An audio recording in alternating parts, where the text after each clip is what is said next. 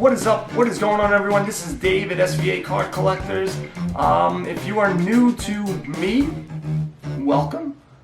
Please, if you like this stuff, give me a like. I typically do podcasts, so you can listen to me each week. I do about once a week, every 2 weeks. I've been lackadaisical. I used to do them daily, like a beast, but not so much anymore. I mean, there's only so much I could talk about. Whatever. So, yeah. Hopefully you guys like this. Please share. You don't have to subscribe. Just like. That's all you got to do. That's all that really matters. Comment. Don't talk about bad stuff. Again, as I've said previous, videos, it makes me feel sad. Don't do it. So, there's really not much coming out right now.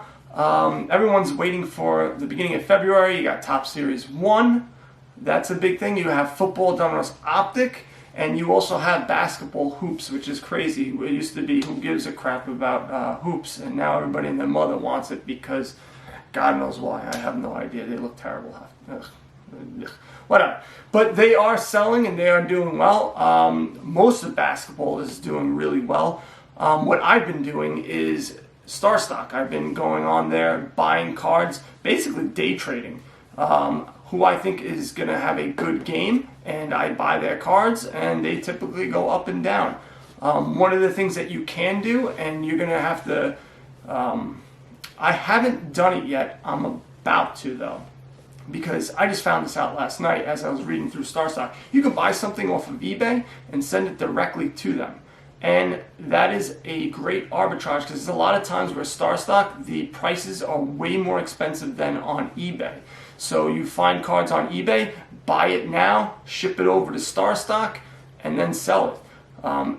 You don't have to waste the time of it coming to you.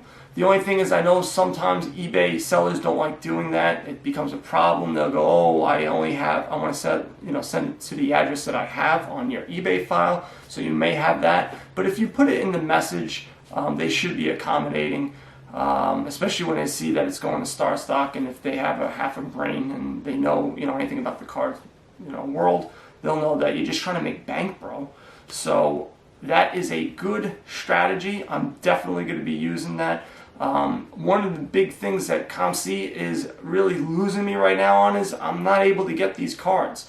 I'm also not able to pull my money out. They charge like a 10% fee. Starstock doesn't have that. When you sell a card, you pay a fee and that's it. When you want your money, you just get your money. So I do like that simplicity of it. And also Starstock is typically just rookie cards, which really that's all we really give two craps about anyway. Do we really care about the other ones? I mean, we do, but we don't. We really don't. But it is what it is. So I've been doing that. I ripped a ton of 2019, a ton for me. Maybe not for you big fancy pants people who get boxes left and right. But I should have held on to them. I shouldn't have opened them. Actually, if you listen to my podcast, I was telling everybody don't open them, and I could not. I had no willpower. And so I opened up like 5 or 6 mega boxes of Panini Prism. Please put on the comment how much those things are going for now so I can really feel the pain, the agony, whatever. So I opened up these cards and I kept everything. I didn't sell a thing. I kept all the rookie cards. I didn't get one Zion, not one Morant. I got one RJ Barrett, but I got everyone else. And so I didn't sell anything when everything started booming. I just kept everything.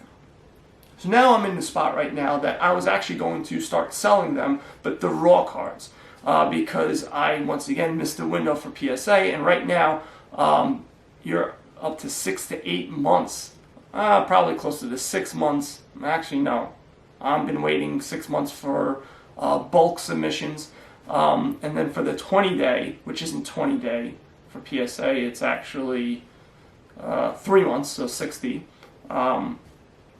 We have to pay more money now also. It's $26. It used to be way less. I don't even remember what it was anymore. I used to pay $9 for the bulk, and now I got to pay $14. I don't know what I think it was like 18, something like that, so now I'm paying 26. But I may pay the 26 because right now I can get these Prism cards graded. Keldon Johnson, hopefully I said it right, Cameron Johnson for the Phoenix Suns. Mikal Bridges I'm going to get. I have a silver. I have DeAndre Hunter silver. I actually lucked out and I have that. I still kept it. These cards in a PSA 9 is still selling for a high value. I'm going to get my money back. So I bought these boxes for, I think, $40 they were, or $30, I think $40. So I bought them for $40. I'm going to pay $26 to get these cards graded. Have them come back in 3 months. We'll still be in the NBA season. And if they come back at PSA 9, a lot of these instances, I'm still making money, or I'm even. If I get a 10, I'm making bank. These cards going 125, 150, 175 for DeAndre Hunter silver is going for a lot more than that. And I believe that Atlanta is going to be making the playoffs, and I believe he's going to be a big reason for it. Not the reason, that's Trae Young, but I think he is going to do really well. I was really high on Cam Reddish, and I shouldn't have been. I should have been buying DeAndre Hunter because I think he is going to be the better player. Besides the point. So, that's what I'm doing. I don't think it works as well with Optic with regards to that 9 to 10 ratio or spending the $26. I may just go with the bulk submission on those. But I would find a bulk submitter so you can save some money because it costs a lot to do it yourself. I know they are grading harder from what people are getting back, so you guys got to be really good at looking at your cards. Make sure that it's centered properly, make sure your edges look good, and the surface, make sure you wipe it down. I actually did a video where I used the wax on and wax off method. I used it from someone else. I saw them, I forgot what their name was, but I say it in the video who I stole it from. I'm going to say stole it. That's what I did. I literally stole it. But I wasn't saying it was my method, so I really didn't. I'm just passing on. Isn't that what knowledge is? You're basically just telling people stuff that you stole from someone else. You know, they told you what it is, and you tell someone else. So there you go. So I know PSA doesn't, they really frown upon it. A lot of people say that it's not the best thing to do. I've done it for all my cards. I've waxed on and waxed off, wiped off the wax. It did help out with scratches and surface issues. Plus, I believe it presents better. So if you have a card that's on the borderline and you have a really nice, shiny looking card, I think that would make it a 10 instead of a 9. So that's why I do that. So that's what I'm doing right now, going through my collection and going through and doing that stuff. And I suggest you do that too, especially if you have Panini Prism. I would be buying up these raw cards on eBay. If you have a card shop that is selling these stuff, I'd be picking them up and taking a look at the PSA 9, PSA 10, getting them graded. And then from there, using those base cards to move on up to the east side. And most of my things that I'm going to say are from 80s reference points. And basically 80s TV, raised me. So if you're younger, you're going to have no idea what I'm talking about. Mr. Jefferson walking around like this, no idea what I'm talking about. But anyway, so that's what I'm doing. I would suggest everyone does that. Look at eBay solds, do your research. I remember telling people when I first started, 2 years ago I got started, I was telling everyone to do research like 10 hours a week on eBay. You probably could do it more. And people were like, that's crazy. And then when some guy did it, of course, all of a sudden they're like, oh man, it makes a big difference. Holy moly, it makes a big difference. Because then you know the market. You don't have to keep looking stuff up. If you see a good deal, you just jump on it. So go find those deals on Prism. Same thing with Optic. These are things that you should be trying to grade, and then use those cards, those base cards, and build up your money so you can buy that bigger card, so you can buy that refractor, so you can buy that, to 50 to 199, and that's the way you're going to build your collection up, and that's where you'll hit your home runs. The base cards are going to be your base hits, so you can get money, so you can go get those big cards.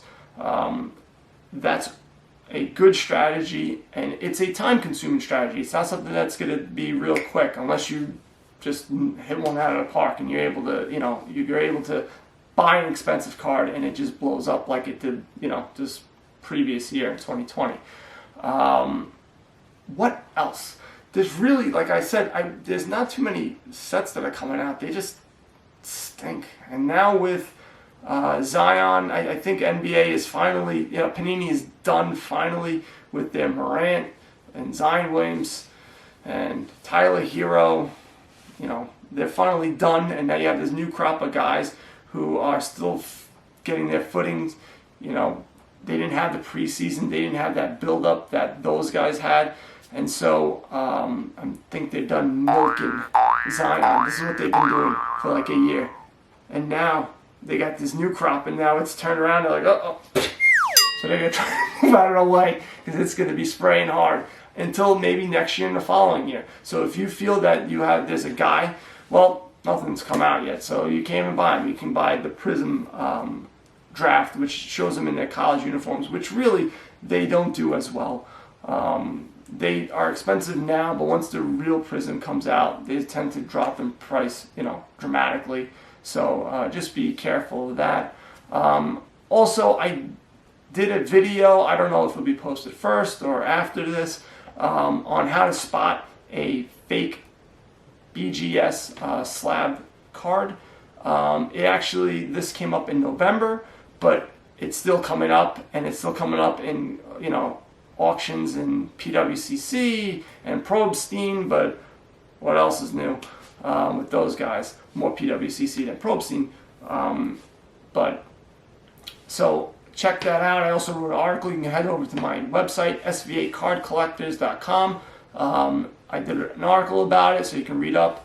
There's also a bunch of other stuff there that you can take a look at, that you can get some knowledge.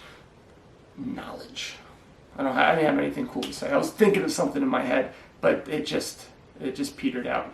Just like this video, it petered out. So that's all I got for you guys today. Hopefully you guys got something out of it. Hopefully you enjoy it. And like I say in my podcast and what I'll say in every single video, buy some cards, go broke. Later.